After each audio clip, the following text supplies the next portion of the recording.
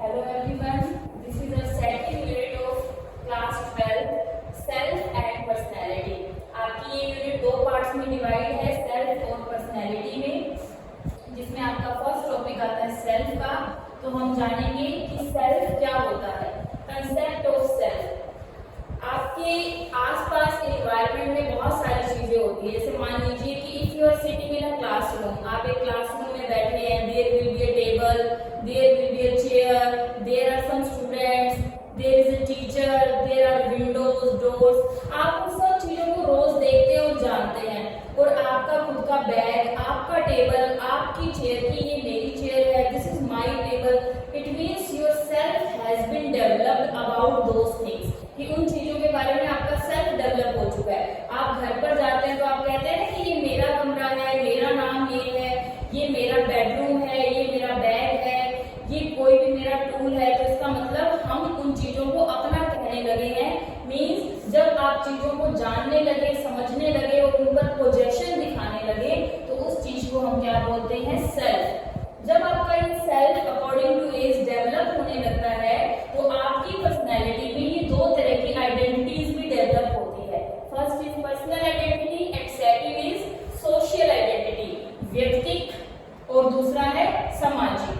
तो personal identity के अंदर जब आपका सेल्फ डेवलप होगा, तो कोई अगर आपसे पूछे कि पर्सनल आइडेंटिटी का क्या एग्जांपल हो सकता है, जब आप अपने आप को एक सोसाइटी के अंदर सिर्फ इतना ही बोलते हैं कि my name is, I am, I love my mother, तो उसमें सिर्फ आप अपने बारे में बता रहे हैं। और ये पर्सनल आइडेंटिटी वो होती है जो आपको दूसरे लोगों से अलग दिखाती है। जैसे कि यहाँ मैंने एग्जांपल लिखा है, I am needy, so this will be an example of personal identity। तो सोशल आइडेंटिटी क्या है, जब आप अपने आप को एक सोसाइटी का मेंबर बनाकर खुद की आइडेंटिटी डिफाइन करते हैं, एक कम्युनिटी का मेंबर शो करते हैं, जिसमें आप अकेले नहीं है, आपके उस मैं में और भी आप लोगों के साथ हैं। जैसे कि आपने बोला I am Hindu, you are not only the one person that is Hindu, क्योंकि हिंदू तो बहुत सारे होते हैं। तो आपने उस कम्युनिटी के अंदर रहकर अपने आप को एक्सप्लेन किया। तो ये कौन सी आइडेंटिटी का एग्जांपल होगा, सोशल आइडेंटिटी। नेक्स्ट टॉपिक हमारा आता है सेल्फ कंसेप्ट में, cognitive and behavioural aspects of self. मतलब अपने सेल्फ के बारे में कौन कौन से कॉग्निटिव और बिहेवियरल एस्पेक्ट्स होते हैं। मींस जब आपका सेल्फ डेवलप हो जाता है, तो उससे रिलेटेड आपके बिहेव पर और कॉग्निटिव सेंस पर क्या क्या और किस किस तरीके से इफेक्ट पड़ता है।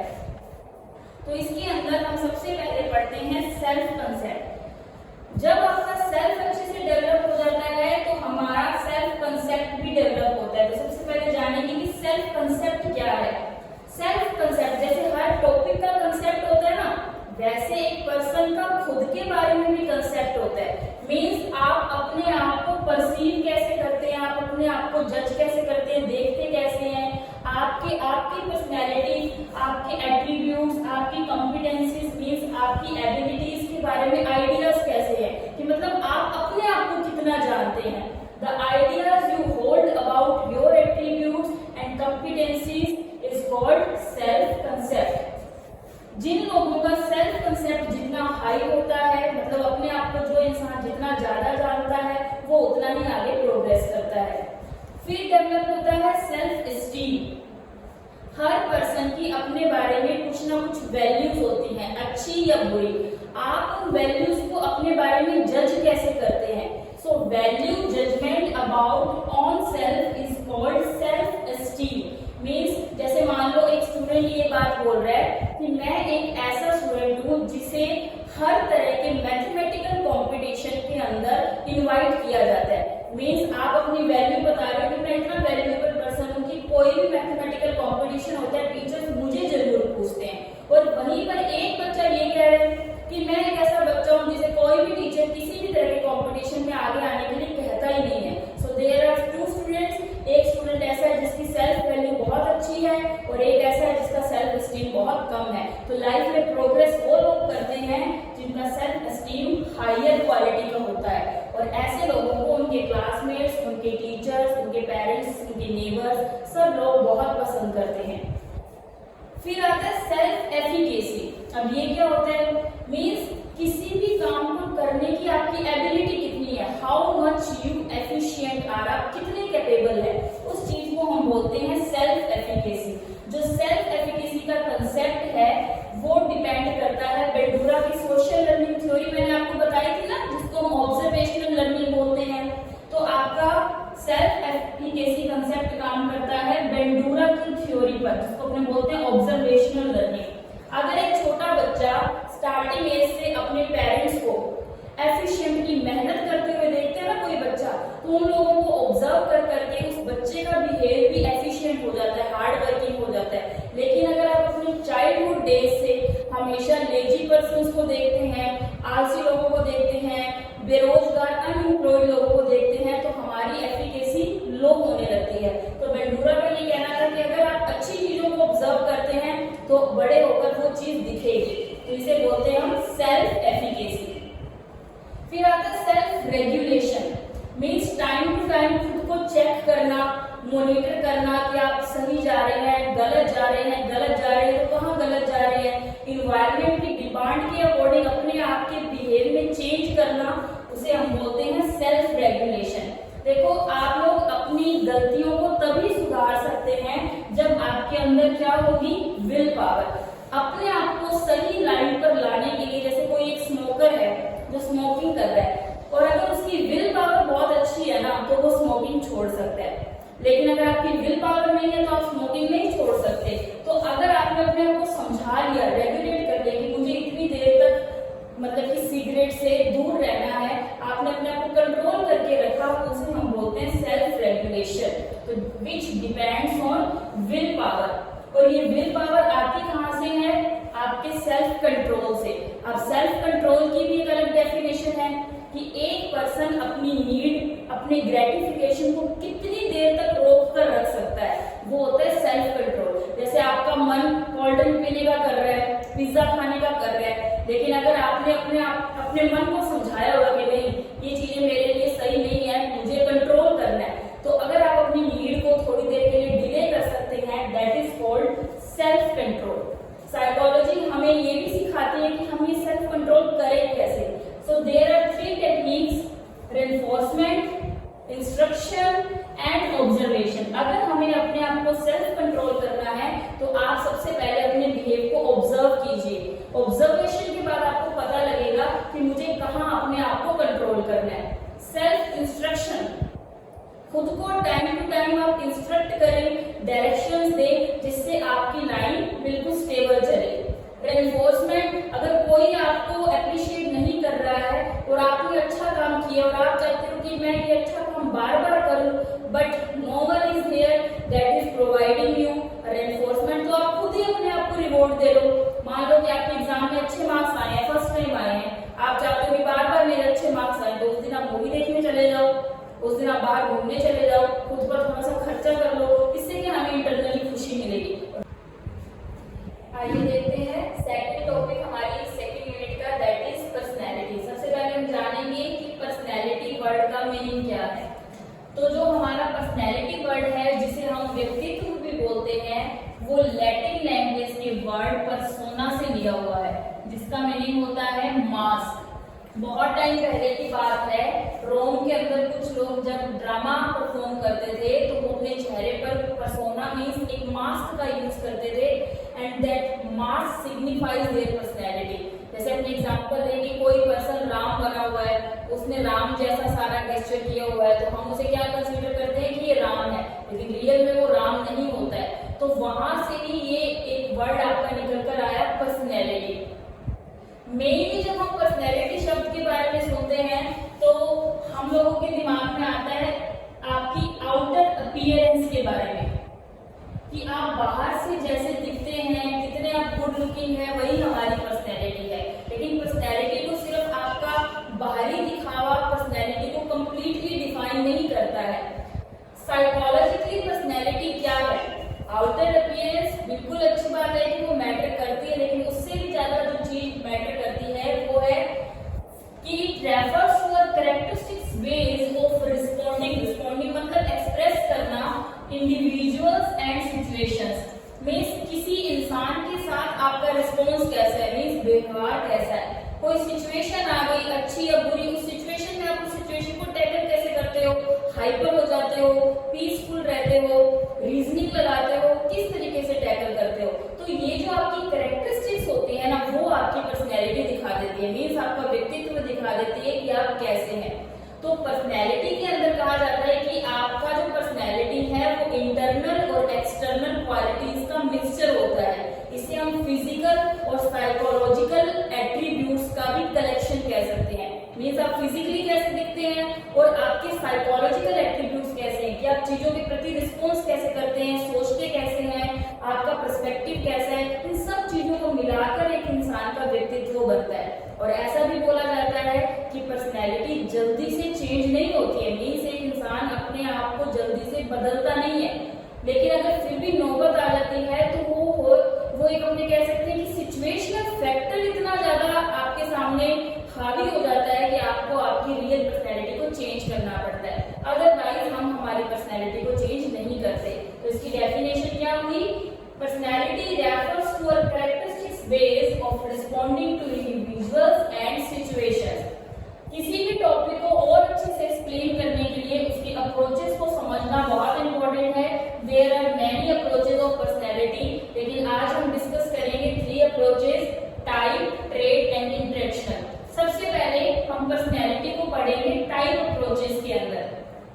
तो टाइप अप्रोचेस की डेफिनेशन जानना बहुत जरूरी है। अगर हम किसी एक पर्सन की पर्सनैलिटी को दूसरे पर्सन की पर्सनैलिटी से डिस्टिंक्ट करते हैं, मींस डिफर करते हैं, उनमें अंतर पता लगाते हैं, तो वो हम उनके टाइप्स के अकॉर्डिंग लगा सकते हैं। मींस आपकी पर्सनैलिटी में, आपकी फिजिकल अपीयरेंस में बहुत कुछ ऐसे ब्रॉड पैटर्न्स होते हैं जो आपको दूसरे व्यक्ति से अलग करते हैं। जैसे अपने बोले कि इस इंसान को गुस्सा बहुत आता है, या ये इंसान मोटा ज्यादा है, ये लंबा ज्यादा है, इंटेलिजेंट बहुत है, इसका बॉडी का कलर ऐसा है, ये है वो है, मतलब ऐसे ब्रॉड पैटर्न्स जो ऊपर से दिख जाते हैं। तो उन ब्रॉड पैटर्न्स, उन टाइप्स के अकॉर्डिंग अगर हम पर्संस के बीच में डिस्क्रिमिनेशन करें, that is called type approaches.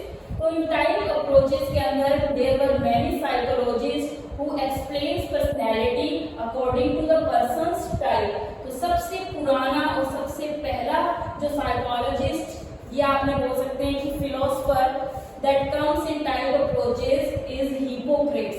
तो सबसे पहले टाइप अप्रोचेस के अंदर हिप्पोक्रेट्स ने पर्सन्स को, उनकी पर्सनैलिटी को टाइप्स के अकॉर्डिंग अलग अलग बताया। हिप्पोक्रेट्स ने जो टाइप बताए वो आपकी बॉडी के अंदर मौजूद फ्लड या ह्यूमर के बेस पर बताए। मतलब आपकी बॉडी में एक लिक्विड बेस एसेंस होता है जिसके बेस पे उसने कहा कि आप लोगों का बिहेव एक दूसरे से अलग हो जाता है। तो हिप्पोक्रेट्स ने 4 तरह के लोग बताए कि इन फ्लूइड और ह्यूमर के बेसिस पे 4 तरह की पर्सनैलिटी हो सकती है।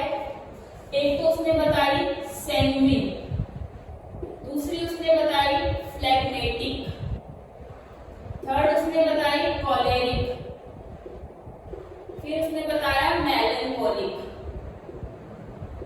So there are 4 types of personalities जो कि हिप्पोक्रेट्स ने बताए। बहुत पुराने टाइम में ये फिलोसोफर बोला जाता है।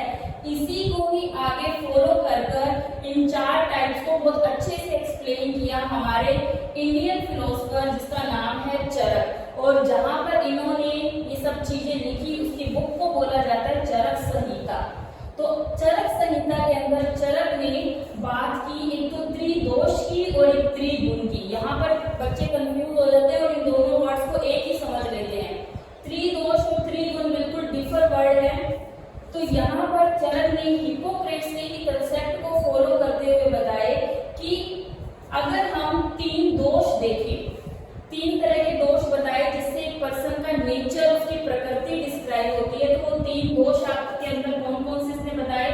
वात, पित्त और कफ। जिस इंसान के अंदर वात ज्यादा होता है उसका बिहेव वैसा होगा, जिसमें पित्त ज्यादा होगा उसका बिहेव उसके अकॉर्डिंग होगा, जिसमें कफ ज्यादा होगा उसका बिहेव उसके अकॉर्डिंग होगा। मीन्स ये 3 त्रिगुण आपके नेचर को डिस्क्राइब करते हैं।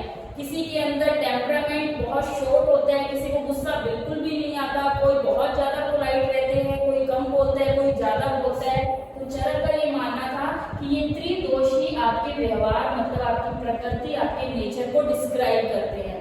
और इन्हीं त्रिदोष के बाद उसने बताया कि एक इंसान को हम उसके त्रिगुण के बेसिस पे भी डिस्क्राइब कर सकते हैं। 3 गुण जो आप सभी ने सुने होंगे, जो हमारी गीता में भी बताए गए हैं, रजस गुण, तमस गुण और सत्व गुण। जिन लोगों में सत्व गुण की प्रधानता होती है, मतलब जिन लोगों में सात्विक गुण होते हैं, मेनली वो लोग कैसे होंगे, उन्हें साफ सफाई बड़ी पसंद होगी, वो सच्चे होंगे, ड्यूटीफुल होंगे, डिसिप्लिन होंगे।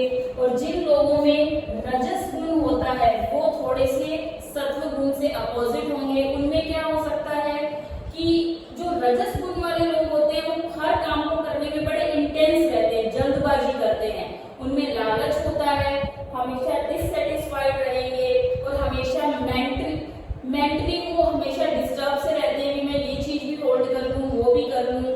और जो तीसरा, जो सबसे खतरनाक गुण होता है, तमस गुण, जिसे हम एक राक्षसीय गुण भी बोल सकते हैं, मतलब बहुत ज्यादा आलसी होना, किसी भी तरह का कोई काम ना करना, दूसरों पर डिपेंड होना। तो ये 3 गुण भी हमें दूसरों से हमारी टाइप्स के अकॉर्डिंग अलग करते हैं। आपने भी देखा होगा कि आपके आसपास कुछ लोग रजस गुण वाले होंगे, कुछ तमस गुण वाले होंगे और कुछ सात्विक गुण वाले।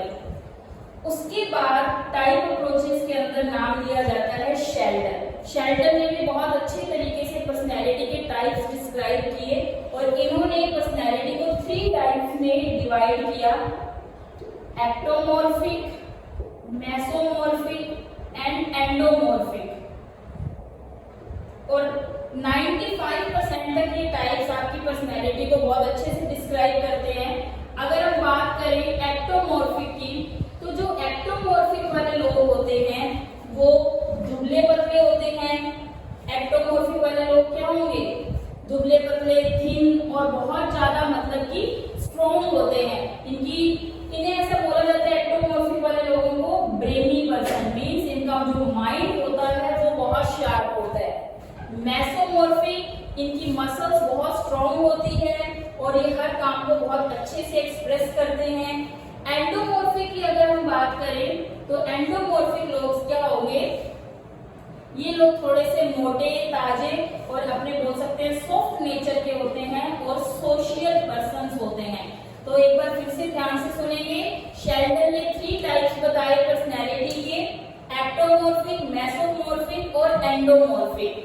इनमें से जो एंडोमॉर्फिक्स हैं वो फैट होते हैं, सॉफ्ट नेचर के होते हैं, गोलमटोल होते हैं, ये हमेशा रिलैक्स रहते हैं। और जो मेसोमॉर्फिक होते हैं उनकी मस्कुलिन स्ट्रक्चर, मसल स्ट्रक्चर बड़ी स्ट्रॉन्ग होती है और ये लोग एनर्जेटिक और करेजियस होते हैं। और लास्ट है आपका एक्टोमॉर्फिक, ये लोग थिन होते हैं, दुबले पतले होते हैं, लेकिन उनका दिमाग बहुत ज्यादा शार्प होता है और बड़े ही फुर्तीले होते हैं।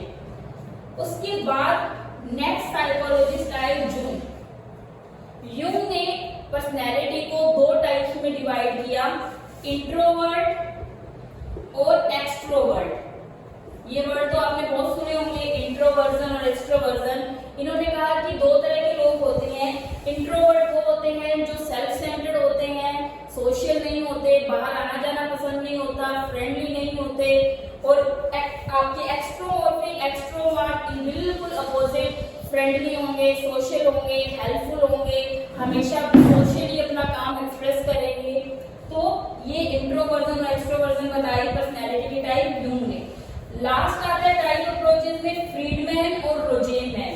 इन्होंने पर्सनैलिटी के 2 टाइप बताए, type A and type B. Type A वाली पर्सनैलिटी के जो लोग होते हैं, इन्होंने बोला कि इनका जो मोटिवेशन लेवल होता है वो बहुत हाई होता है। इन्हें हमेशा ऐसे लगा रहता है कि इनके पास टाइम की कमी है, काम बहुत ज्यादा है, 1 मिनट के लिए भी अपने आप को फ्री ले नहीं पाते, एनी टाइम वर्कलोड फील करना और परफॉर्म करते रहना इन्हें पसंद होता है। ये होते हैं टाइप ए वाले, तो इनका मोटिवेशन लेवल बहुत ज्यादा होता है। और टाइप बी वाले लोग बिल्कुल टाइप ए पर्सनैलिटी के अपोजिट होंगे। इन्हें कोई काम नहीं होता, कोई टाइम का बोझ नहीं होता और इनका मोटिवेशन लेवल भी बहुत कम होता है। लेकिन एक चीज हमें ये जाननी है कि इन टाइप ए और टाइप बी वाले लोगों में से एक CHD नाम की डिसीज हो जाती है, जिसे हम ये बोलते हैं coronary heart disease. Coronary heart disease जो आजकल बहुत ज्यादा सुनने को मिलती है, ऐसा बोला जाता है कि टाइप ए वाले लोग जो मोटिवेटेड तो बहुत होते हैं लेकिन रिलैक्स नहीं होते, एनी टाइम काम में इंडल्ज रहते हैं, तो इतना ज्यादा बोझ फील करने के कारण इन लोगों में डिप्रेशन जैसी बीमारियां और CHD जैसी बीमारियां होने का खतरा रहता है। फिर उसके बाद इसी चीज को आगे एक्सटेंड करते हुए मॉरिस नाम का एक साइकोलॉजिस्ट आया जिसने टाइप C नाम की भी पर्सनैलिटी बताई फ्रीडमैन और रोजेनमैन के बाद। तो टाइप C पर्सनैलिटी ऐसी थी जिसके अंदर मेनली जो लोग होते हैं वो कोऑपरेटिव नेचर के होते हैं और उनका पेशेंस लेवल भी बहुत अच्छा होता है और अनअसर्टिव रहते हैं। तो ये 3 क्वालिटीज होती है टाइप C वाले लोगों की। पेशेंस अच्छा होता है, अनअसर्टिवनेस होती है और बहुत ज्यादा लोगों के सहयोगी होते हैं। और इसके अलावा एक टाइप D पर्सनैलिटी भी सजेस्ट की गई। मेनली ये ऐसी पर्सनैलिटी होती है, आपको D से याद रखना है कि टाइप D वाले लोगों को डिप्रेशन होने का खतरा रहता है क्योंकि ये थोड़े नेगेटिव ज्यादा रहते हैं। So these are our type approaches, जिसके अंदर सबसे पहले आया हिप्पोक्रेट्स जिसने फ्लू और ह्यूमर के बेस पे 4 तरह के टाइप बताए, सैंग्विन, फ्लेगमेटिक, कॉलरिक और मेलैंकोलिक। फिर आया चरक जिसने 3 दोष और 3 गुण बताए और टाइप्स बताए पर्सनैलिटी के, वात, पित्त और कफ, और इन्हीं 3 दोष को इसने बोला कि इससे आपका नेचर डिसाइड होता है। और 3 गुण रजस, तमस और सात्विक। शेल्डन जिसने 3 टाइप्स बताए पर्सनैलिटी के, एक्टोमॉर्फिक, मेसोमॉर्फिक और एंडोमॉर्फिक। यूंग जिसने आपकी पर्सनैलिटी के 2 टाइप बताए, इंट्रोवर्जन और एक्सट्रोवर्जन। फिर आए फ्रीडमैन और रोजेनमैन जिन्होंने बताया टाइप A और टाइप B, और उसके बाद आया मॉरिस जिसने बताया type C and type D। फिर आते हैं हमारे ट्रेट अप्रोचेस। ट्रेट अप्रोचेस की डेफिनेशन क्या होती है?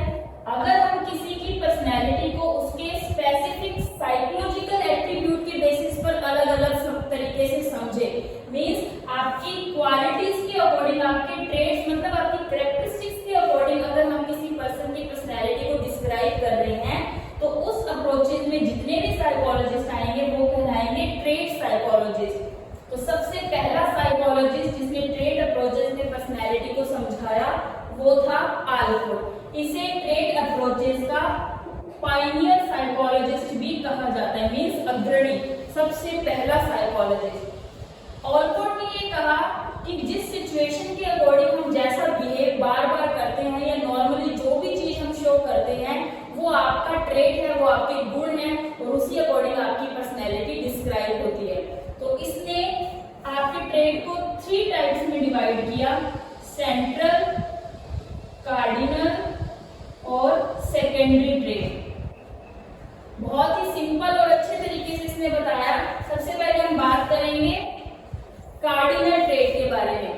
ऐसे ट्रेट जो लाइफ टाइम आपके साथ रहते हैं, मतलब जो हाईली जनरलाइज होते हैं, मतलब आप कहीं भी जाओगे तो वो ट्रेट जो आपकी पर्सनैलिटी में हमेशा दिखे, that will be an example of cardinal trait. जैसे अपने बात करें महात्मा गांधी की, महात्मा गांधी किस चीज को फॉलो करते थे? ट्रुथ और वॉयलेंस को, चाहे वो इंडिया में रहे या फॉरेन में रहे। हम इन चीजों के अंदर हमेशा गांधी जी की punctuality, truth and non violence देखते हैं। तो महात्मा गांधी को famous for his cardinal traits non violence and truth. तो महात्मा गांधी की कार्डिनल ट्रेट थी उनकी नॉन वायलेंस। हिटलर का एग्जांपल ले तो हिटलर एक आप बोल सकते हैं कि क्रूर पर्सन था। तो अपने कई बार किसी का नाम जोड़ देते हैं ना कि अगर कोई क्रूरटी दिखा रहे थे भाई ये पर्सन तो हिटलर जैसा है, तो हिटलर का ये गुण हमेशा लाइफ टाइम जब तक कि वो मर नहीं गया उसके साथ रहा, that is cardinal. Central trait ये कार्डिनल ट्रेट से थोड़े से कम इंपॉर्टेंट रहते हैं, जिसके अंदर हम कुछ 2 से 3 क्वालिटीज इंक्लूड कर सकते हैं। जैसे कि कोई पर्सन वार्म है, सिंसियर है, पोलाइट है, तो वो उसके सेंट्रल क्वालिटीज है। सेकेंडरी जो बिल्कुल लेस इंपॉर्टेंट होती है, बिल्कुल लेस, जैसे कि कोई पर्सन ये बोले कि मुझे पर्टिकुलर फ्रूट पसंद है खाना, मुझे ये हेयर स्टाइल रखना पसंद है, तो इन सब चीजों से आपकी कोई स्पेसिफिक नहीं चलते हैं, तो इसीलिए ये बोले जाते हैं सेकेंडरी ट्रेट्स। तो आलपोर्ट ने 3 तरह के ट्रेट्स बताए एक पर्सन के, कि अगर कोई ट्रेट जो बहुत ज्यादा शो होता है आपके बिहेवियर में, दैट इज कॉल्ड कार्डिनल। जो 3-4 क्वालिटीज का मिक्सचर होता है जो नॉर्मली शो होते रहते हैं, सेंट्रल। और जो बहुत कम शो होते हैं और जिसका आपकी पर्सनैलिटी से बहुत कम संबंध होता है, दैट इज कॉल्ड सेकेंडरी। फिर आता है कैटल। कैटल ने हमें पर्सनैलिटी को समझने के लिए 2 चीजें बताई, प्राइमरी एंड सोर्स ट्रेट।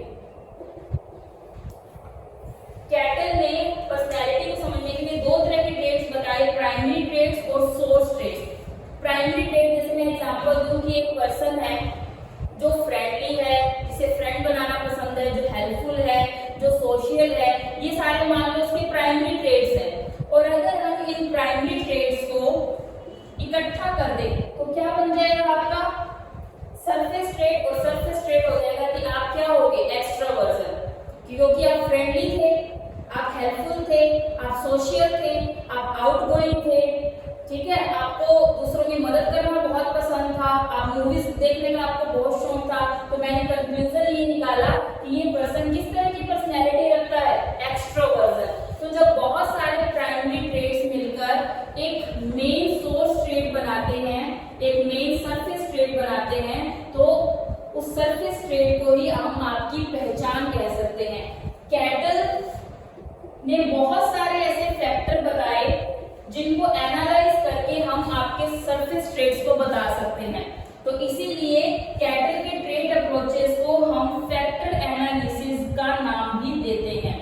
और इन फैक्टर्स को और अच्छे से डिस्क्राइब करने के लिए कैटल ने एक टेस्ट बनाया था, पर्सनैलिटी टेस्ट, जिसको हम नाम देते हैं 16 पीएफ पर्सनैलिटी फैक्टर क्वेश्चनरी।